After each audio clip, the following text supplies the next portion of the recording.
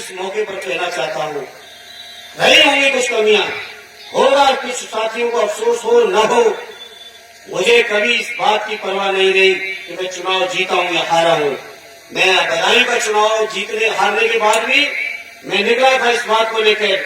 उस दिन भी मैंने कहा था कि मैं चुनाव हारा हूं, मैं हिम्मत नहीं हारा हूं। और यही बात मैंने आजमगढ़ के चुनाव को हारने के बाद भी, कुछ साथियों ने अगर सुना होगा, कुछ साथी थे भी बदायूं के वहां, आजमगढ़ के चुनाव से भी जीतने हारने के बाद मैंने यही बात कही थी साथियों कि मैं चुनाव हारा हूं, मैं हिम्मत नहीं हारा हूं। क्योंकि मुझे भी सामने जैसे व्यक्तित्वों का मिला हुआ है, सदैव नेताजी का। मैं समझता हूं इस मामले में शायद कमी नौजवान इतने किस्मत वाले होंगे जो सौभाग्य मुझे मिला है, क्योंकि नेताजी के साथ लोकसभा में बैठ के हर पल में, हर परिस्थिति में संघर्ष करने की नई प्रेरणा जो मिली है, उस प्रेरणा की बदौलत मैं कह सकता हूं चुनाव हारने से हम कभी हिम्मत नहीं हारे। हाँ, अफसोस कभी कभी जरूर होता है, अफसोस इस बात का जरूर होता है क्योंकि कभी कल्पना नहीं की थी कि बदायूं में भी चुनाव हम लोग हारेंगे, इस बात को नहीं सोचा था। लेकिन बीजेपी के लोगों की बेईमानी, प्रशासन की तानाशाही और कुछ हमारे आपका अति भरोसा, ओवर कॉन्फिडेंस, इसी कारण से हम और आप सब मिलकर चुनाव हार गए। लेकिन 5 साल, 4.5 साल निकल गए, 6 महीने बचे हुए चुनाव में निकलेंगे। इसलिए मैं आज इस मौके पर आपसे अपील और प्रार्थना लेके आया हूं। बड़ी बड़ी चुनौतियों को झेला बिसौली वालों ने, बड़े बड़े गुंडा माफियाओं, शासन प्रशासन के आतंक भी झेल के समाजवादियों के झंडे को कभी झुकने नहीं दिया बिसौली के लोगों ने। तो यही मैं आज इस मौके पर अपील और आज प्रार्थना लेके आया हूं।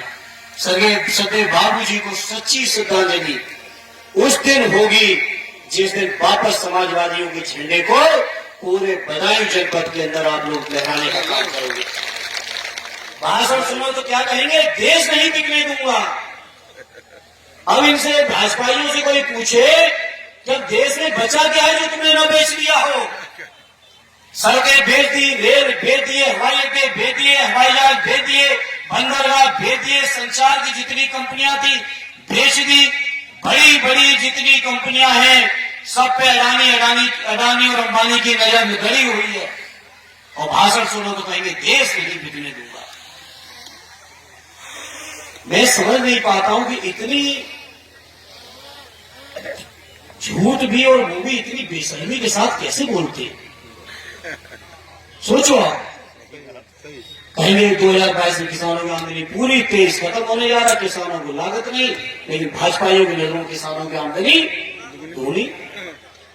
इसलिए तमाम मुद्दों पर आदरणीय अखिलेश यादव जी, चाहे वो जाति जनगणना हो, चाहे जाति आधार पर भागीदारी हो, चाहे अग्निवीर की समस्या हो, चाहे आपके पुरानी पेंशन की बात हो, चाहे किसानों को वाजिब फसलों का मूल्य देने की बात हो, हर मुद्दे पर समाजवादी पार्टी के लोग मजबूती के साथ संघर्ष कर रहे हैं। ये हम आपको भरोसा दिलाते हैं। जब मौका मिलेगा समाजवादियों की ताकत से दिल्ली की सरकार पलटने का, तो जितने मुद्दों पर आपसे बातें कही हैं, हर मुद्दे को पूरा कराने का काम समाजवादी लोग करके दिखाएंगे। मेरे भाई, क्या आपकी हमारी सबकी तमन्ना नहीं है कि नेताजी से भी 2 कदम आगे माननीय अखिलेश यादव जी का सम्मान बढ़े? है तमन्ना के नहीं बिसौली वालों, बता दो। तो वो तभी बढ़ेगा जब लोकसभा के चुनाव आप लोग जिता के मजबूती के साथ भेज दोगे मेरे साथियों। और यहाँ पे केवल बदायूं लोकसभा या बिसौली के लोग ही नहीं है, बगल में चंदौसी के भी कुछ साथी दिख रहे हैं, शेखुपुर के लोग हैं, वावड़ा में आते हैं, चंदौसी वाले उधर संभल में आते हैं। आप सब लोग मन बना लोगे तो आसपास की कई सीटों पर माननीय अखिलेश यादव जी का झंडे को बुलंद करने का काम कर दोगे। बताओ मेरे भाइयों, करोगे कि नहीं करोगे? करोगे कि नहीं करोगे? सदैव नेताजी को मैनपुरी के लोगों ने आरडी डिम्पल यादव जी को ऐतिहासिक वोटों से जिता के सच्ची श्रद्धांजलि देने का काम किया है। तो बताओ मेरे बिसौली वालों, क्या मैनपुरी से पीछे तो नहीं रहोगे? इस समय जो बीजेपी के खिलाफ माहौल है, अगर हम और आप सब ईमानदारी से वोट मांगने निकल पड़ेंगे, चाहे समाज के अगड़े हों या पिछड़े हों या गरीब हों, दलित हों, कमजोर हों, लाचार हों, अगर इन सबसे अगर हम लोग निकल पड़े वोट मांगने, तो शायद कोई होगा जो आपको वोट से निराश करेगा। कोई आपको निराश करने की मूड में नहीं दिख रहा है, क्योंकि जो परेशानी हम समाजवादी झेल रहे हैं वही आम जनता झेल रही है।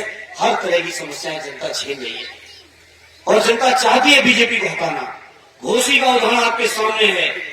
ऐतिहासिक समर्थन मिला है जो कभी नहीं मिला था। जो समर्थन गठबंधन में भी नहीं मिल पाया था, वो समर्थन मैनपुरी और घोसी में समाजवादियों को मिला है साथियों। उस आधार पर मैं आपसे प्रार्थना करूंगा, अगर आप सब लोग लग गए तो बहुत बड़ी ताकत के तौर पर समाजवादी पार्टी उभरेगी और माननीय अखिलेश यादव जी का झंडा दिल्ली में एक बार फिर ऐसा बुलंद होगा कि जिसको वो चाहेंगे दिल्ली की कुर्सी पर वही बैठेगा, जिसको नहीं चाहेंगे तो नहीं बैठ पाएगा। बताओ इतनी ताकत दोगे कि नहीं दोगे माननीय अखिलेश जी को?